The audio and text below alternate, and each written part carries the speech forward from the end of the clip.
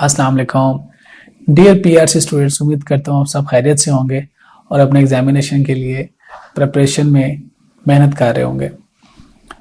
जैसा कि आप सब स्टूडेंट्स को पता है 19 अप्रैल से आपकी पीआरसी की फर्स्ट अटैम्प्ट कंडक्ट होने जा रही है। हाँ, नाम उसका एएफसी है, लेकिन जो आपने पढ़ा है जो नई स्कीम के मुताबिक वो सब पीआरसी ही है। तो आपने पीआरसी के सब्जेक्ट्स पढ़े हैं, लेकिन जब आप एग्ज़ाम देंगे तो उस पर पीआरसी की जगह सिर्फ एएफसी लिखा होगा, सिर्फ इतना फ़र्क है। तो 19 अप्रैल से आपके खैर से एग्ज़ाम शुरू हो रहे हैं। आजकल स्टूडेंट्स का जो इम्पोर्टेंट कंसर्न है that is self assessment of preparation. अब हमारी कितनी प्रिपरेशन है, एग्ज़ाम्स आने वाले हैं जी, 2 हफ्ते रह गए ऑलमोस्ट। कुछ बच्चे ऐसे हैं जिन्होंने 5 पेपर्स में पेयर होना है, कुछ बच्चे ऐसे हैं जिन्होंने 4 पेपर्स पढ़े हैं, 1 एग्ज़ाम था, कुछ बच्चे ऐसे हैं जिन्होंने 3 एग्ज़ाम्स पढ़े हुए हैं। बट प्रॉब्लम कहाँ पे आ रही है, असेसमेंट नहीं हो पा रही स्टूडेंट से कि हम अप्रैल के टर्म में कितने पेपर्स में पेयर हों, क्योंकि अब तो हर महीने के बाद एग्ज़ाम्स हैं। तो बेटा इस पे अपने प्रिपरेशन को मेजर करने के लिए चंद एक पैरामीटर्स हैं, उनमें से एक पैरामीटर होता है अटेंडेंस। आप देखिए कि आपने अपनी क्लासेस कितने परसेंट अटेंड किए। अगर किसी सब्जेक्ट्स की आपने 85% अबव क्लासेस अटेंड की हैं तो एक पैरामीटर आपका पूरा होता है कि आपने सारे कॉन्सेप्ट्स को ऑब्जर्व किया, सुना, समझा, आपका सीरियसनेस का लेवल क्या था।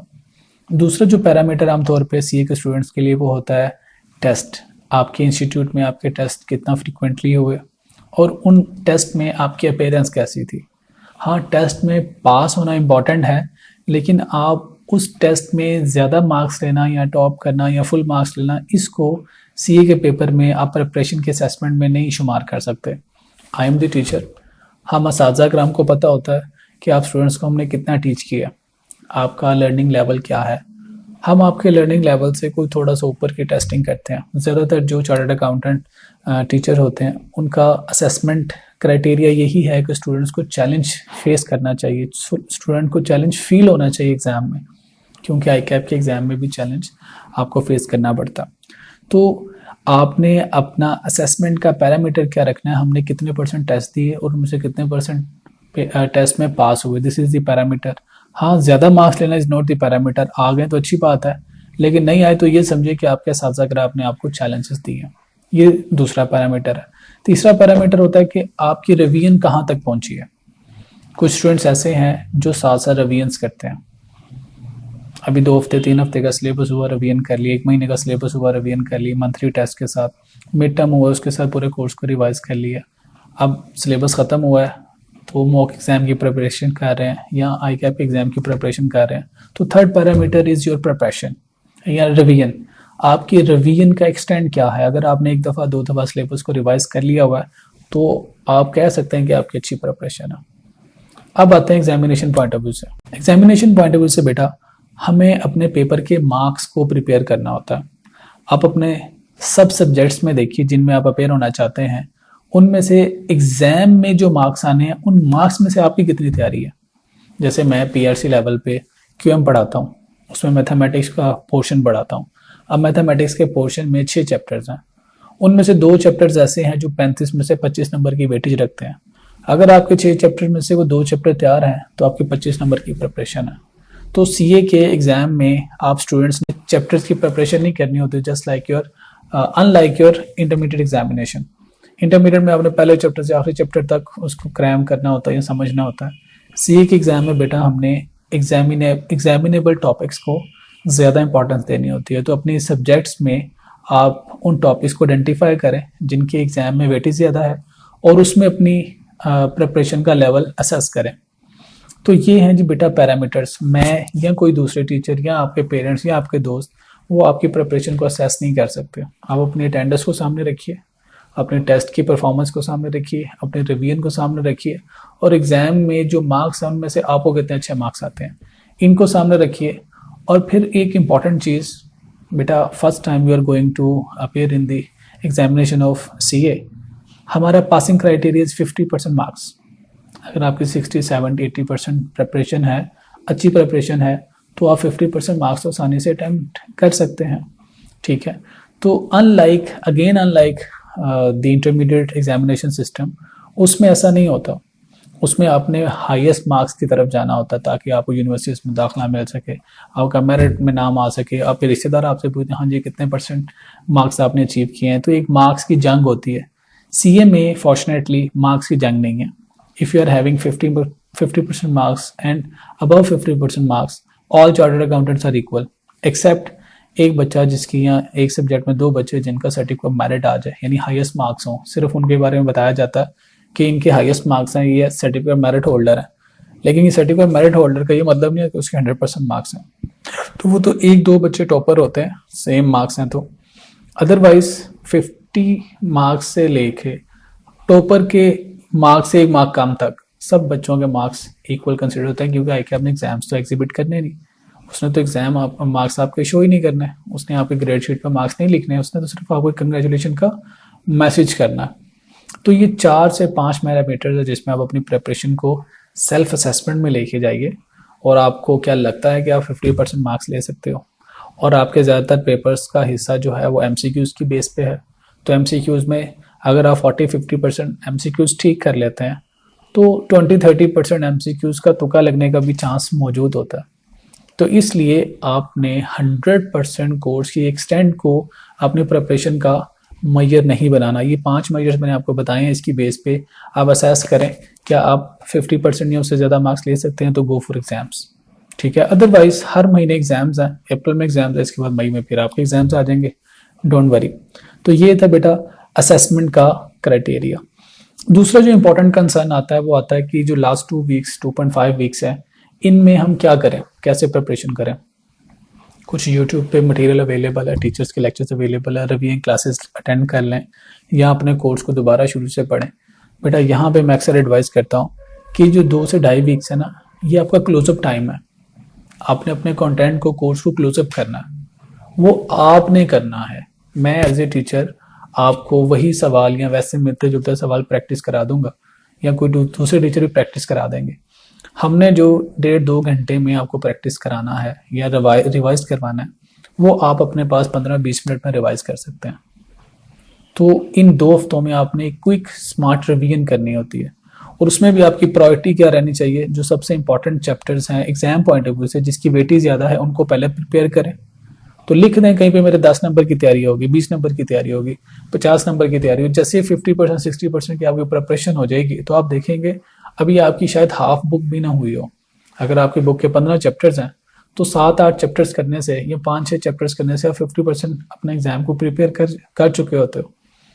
तो आपने बेटा सीए के पेपर में चैप्टर नंबर 1 से चैप्टर नंबर 15 तक प्रिपेयर नहीं करने, आपने जो इम्पॉर्टेंट चैप्टर्स हैं जिसके मार्क्स ज़्यादा हैं ग्रेड में उनको पहले प्रिपेयर करना है।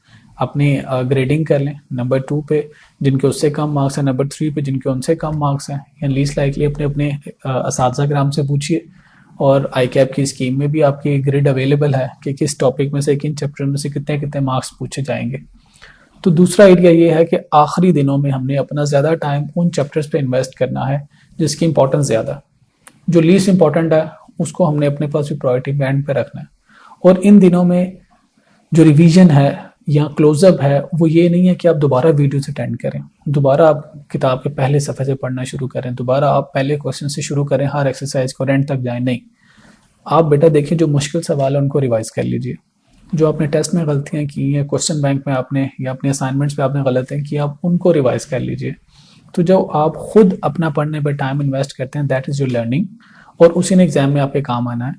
और कंपैरेटिवली अगर आपने 20 घंटे की रिवीजन क्लासेस अटेंड की हैं तो उस 20 क्लासेस की निस्बत मैं समझता हूँ वो 5 घंटे आपके बेहतर हैं जो आपने खुद पढ़ने पे लगाए हैं। अगर आपने क्लासेस अटेंड की हैं ड्यूरिंग दिस सेशन, टेस्ट दिए हुए हैं, रिवीजन्स की हुई हैं, अब आपको एक्स्ट्रा क्लासेस की ज़रूरत नहीं है। ये तो उन स्टूडेंट्स को ज़रूरत है अगर ड्यूरिंग द सेशन वो क्लासेस 50% 40% अटेंड कर पाए, टेस्ट नहीं दे पाए, चूँकि उनकी प्रिपरेशन नहीं है तो उनको लगता है कि this is the shortcut method to success. आमतौर पे कि शॉर्टकट मेथड चंद एक बच्चों के काम आता है, ज़्यादा बच्चों के काम नहीं आता। तो आपने अपने क्लोजअप को बड़ा अफेक्टिवली स्मार्टली प्लान करना, इंपॉर्टेंट चैप्टर्स के ऊपर अच्छा टाइम स्पेंड कीजिए। इसके बाद बेटा एक और एरिया है दैट इज़ प्रैक्टिस, कि सर हम किस एक्सटेंड में जाके प्रैक्टिस करें। स्टूडेंट्स को सेटिस्फैक्शन नहीं होती कि हमारा जो मटेरियल है जो हमारे साजा ग्राउंड में दिया है क्या वो काफ़ी है या नहीं। वो अपने दाएं बाएं दोस्तों से, सीनियर सुनते हैं।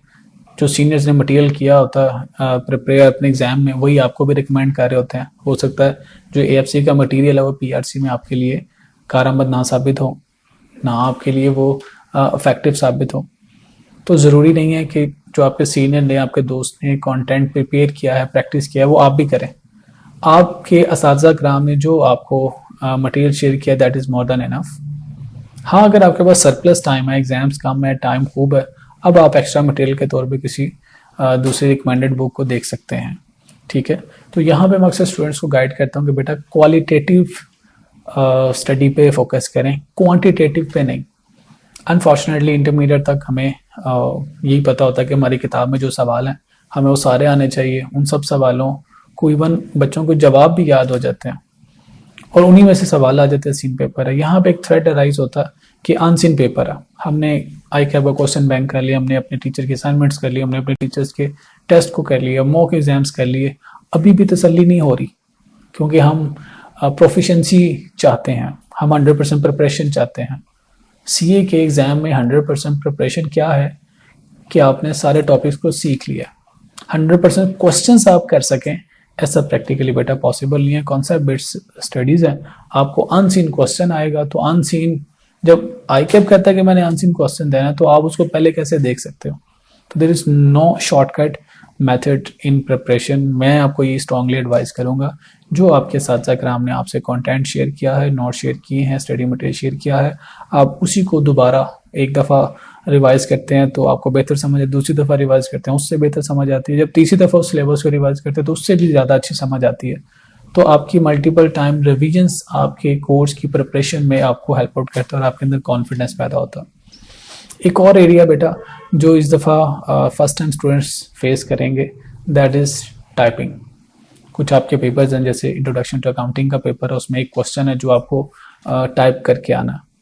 इसी तरह एक BWCS आपका पेपर है जिसमें आपको रिपोर्ट्स और बाकी चीज़ों को टाइप करना है। अब हमने क्लासेस में कॉन्सेप्ट पढ़ लिए, तो पेपर में जाके जब हमें टाइप करना पड़ेगा तो वी मे फेस चैलेंज कि हमारी स्पीड कम है। तो आजकल अगले 2 हफ्तों में बेटा क्या करें? अगर तो आपके पास डेस्कटॉप कंप्यूटर है, जो कि बहुत कम बच्चों के पास होता है, तो उसका लैपटॉप यूज़, उसका कीबोर्ड यूज़ करें। अगर आपके पास लैपटॉप है तो लैपटॉप्स का कीबोर्ड नहीं यूज़ करेंगे आप इसके साथ एक USB वाला एक्सटर्नल कीबोर्ड लीजिए, आप उस कीबोर्ड के ऊपर प्रैक्टिस करें। चूंकि आपका एग्ज़ाम जो होना है वो किसी सिस्टम पे होना है, किसी डेस्कटॉप सिस्टम पे होना है, और उसके साथ जो कीबोर्ड अटैच है आपने अपने लैपटॉप की कीज़ के ऊपर प्रैक्टिस की हुई है। वहाँ पे जब आपको सिस्टम पे जाना पड़ेगा, एक साइड पे न्यूमेरिकल कीज़ है, तो बाहर में आपकी इंग्लिश कीज़ है। तो जब आपको अपने लैपटॉप से उस कीबोर्ड पे एग्ज़ाम में जाना पड़ता है तो वहाँ पे भी समटाइम एक फेमिलियरिटी थ्रेट आता है, अनफेमिलियरिटी का थ्रेट आता है, थ्रेट ऑफ अननोन आता है कि यार इसको कैसे यूज़ करूँ, वो बटनों पे आपके हाथ नहीं काम कर रहे होते। तो इट्स बेटर कि आप अपने लैपटॉप के साथ कीबोर्ड अटैच करें। आई कैब ने आपको मॉडल पेपर्स दिए हुए, उन मॉडल पेपर्स में जाके उसको प्रैक्टिस करें ताकि आप एग्ज़ाम में आपको फेयर ना हो कि कोई नया काम आप करने जा रहे हैं। एक और बेटा एरिया है जिसमें आप सब स्टूडेंट्स को अपनी सेल्फ असेसमेंट करनी है। कुछ बैचेज ऐसे हैं सीए में जो नवंबर में शुरू हो गए, कुछ ऐसे हैं जो सितंबर में शुरू हुए थे, कुछ स्टूडेंट्स ऐसे जिन्होंने दिसंबर में अपना पीआरसी को स्टार्ट किया, कुछ ने जनवरी में, कुछ ने इवन अभी रिसेंटली फरवरी में शुरू किया। अब एक ही कॉलेज में अगर 5-6 डिफरेंट टाइम पीरियड पे क्लासेस शुरू हुई हैं तो वो स्टूडेंट्स अब इकट्ठे मिलते हैं, एक दूसरे को हॉस्टल में देख के, बातचीत करके, सोशल मीडिया पे देख के। जो लेट बैचेज के स्टूडेंट्स हैं वो अर्ली बैचेज के साथ एग्जाम देना चाहते हैं। कितने पेपर दूं इस टर्म में, कितने दूं, कम से कम चले इतने दे दूं, मेरी 2 की तैयारी है 2 दे देता हूँ, एक अगली दफ़ा दे दूंगा। बेटा ऐसा ना करें। आप दूसरों को देख के, उनकी प्रेपरेशन को देख के अपने आप को पैनिक सिचुएशन में ना लेके आइए। अपने आप को रिलैक्स करें, काम डाउन करें। ये सोचिए हमारा अल्टीमेट ऑब्जेक्टिव क्या है। हमारा अल्टीमेट ऑब्जेक्टिव है कि हमने सितंबर में कैफ की क्लासेस शुरू करनी है for March attempt. Ultimate objective यही है। तो आप उस अल्टीमेट ऑब्जेक्टिव को सामने रखिए कि आपको 30 सितंबर से पहले अपनी क्लासेस को, अपने पीआरसी को कंप्लीट करना है। आपकी अप्रैल में अटैम्प्ट है, मई, जून, जुलाई, अगस्त एंड सितंबर, इवन सितंबर के अटैम्प्ट में भी अगर आप पीआरसी को कंप्लीट करते हैं तो आप बआसानी कैफ के लेवल 1 को या ग्रुप ए को अटैम्प्ट कर सकते हैं। अगर आपको ये एडवाइस की जा रही है कि आप बेटा अभी सारे एग्जाम्स दे के अप्रैल में फ्री हो जाओ या मई में फ्री हो जाओ, ये वो बच्चे हैं जिन्होंने अर्ली बैचेस शुरू किए हैं, सारे सब्जेक्ट्स की अच्छी तरह से प्रेपरेशन की है, तो आप अभी मई में जस्ट आफ्टर ईद आप रिकॉर्डेड क्लासेस लेके फास्ट ट्रैक क्लासेस में आप कुछ सब्जेक्ट्स पढ़ सकते हैं। लेकिन ये वो बैचेस जो दिसंबर से पहले स्टार्ट किए गए, तो जिन बच्चों ने पांचों के पांचों सब्जेक्ट्स पढ़ लिए हैं उनसे मुखातिब हूँ। जिन बच्चों ने बाद में बैचेस स्टार्ट किए हैं या लेट ज्वाइन किया सीए को और पूरे सब्जेक्ट्स नहीं पढ़े, बी रिलैक्स, कोई इशू नहीं है बेटा। आप मई में पेयर हो जाएं, जून में पेयर हो जाएं, जुलाई में पेयर हो जाएं। अब आपको ये फील हो रहा है कि हम जुलाई से लेकर सितंबर तक क्या करेंगे, कोई इशू नहीं है बेटा। आप अपने कोर्सेज अटैम्प्ट कर लें, आपका पीपीई का कोर्स है, आपका एमएस ऑफिस का कोर्स है, आप सुकून से उसको अटैम्प्ट करें। सितंबर में जाकर ग्रुप ई के चारों पेपर्स दीजिएगा, तो 4-4 पेपर करके एक साल में आपका group A group B complete हो जाएगा। मैंने यहाँ तक भी कमेंट सुने हैं, सर अगर हम अप्रैल में 5 पेपर दे दें, एक फेल हो गया तो कोई बात नहीं, हम उसको मई में दे दें, मई में ना हुआ तो चले जून में हो जाएगा। बेटा आपने फेल क्यों होना है? आपने फेलियर तो देखना नहीं। आपकी जो नंबर ऑफ अटेम्प्ट्स हैं ये आपकी सीए की परफॉर्मेंस में मैटर करती हैं। आगे जब आपका इंटरव्यूज होंगे इंडक्शन के लिए, आर्टिकल्स के लिए, उसमें आपके पेपर्स की अटैम्प्ट मैटर करती हैं। कुछ स्टूडेंट्स ये भी कह रहे हैं अच्छा जी हमने कैफ के 3 पेपर्स मिनिमम अटैम्प्ट करने हैं, तो हमें ये एडवाइस किया गया है आप इस तरह करें 3 पेपर्स की फीस जमा करा दीजिएगा, अभी अप्रैल में या मई में या जून में अपना पीआरसी कंप्लीट करें, 3 पेपर्स की फीस जमा कराइएगा, एक लॉ का पेपर दे दीजिएगा या एक टैक्स का पेपर दे दीजिएगा। अरे बाबा क्या जरूरत है, आपने 3 पेपर्स की फीस जमा करानी है, पेपर एक पढ़े हैं, एक पेपर अटैम्प्ट करना है, 2 में अपनी अटैम्प्ट क्यों लगवाना चाहेंगे? जो नंबर ऑफ अटैम्प्ट्स हैं ये मैटर करती हैं आपके आर्टिकल्स में। तो be relax, ultimate objective is हमें 30 सितंबर से पहले अपने कैफ को शुरू करना है, यानी मार्च 2023 में हमें कैफ ए ग्रुप ए में अपेयर होना है। अगर आपके दरमियान में 1-2 महीने का गैप आता है, चलिए आप क्वालिफाई करते हैं तो आप कोर्सेज अटैम्प्ट कर लीजिए। अच्छा जी, लास्ट एरिया जो मैं आप सब बच्चों से डिस्कस करना चाहूँगा that is examination days. Examination days में हमारे स्टूडेंट्स सम टाइम कुछ गलतियाँ कर लेते हैं जिनकी वजह से एडवर्स कॉन्सिक्वेंसेस को फेस करना पड़ सकता है। बिफोर एग्जामिनेशन, एग्जाम डे से एक दिन पहले I must request all of you कि अपनी नींद पूरी करके जाइए। ऐसा ना हो कि आप सारी रात पढ़ते रहें, सुबह पढ़ते रहें और किताबें खुली और इसी तरह एग्जामिनेशन सेंटर में चले गए। एमसीक्यूज बेस्ड पेपर है, कॉन्सेप्ट को टेस्ट करेगा।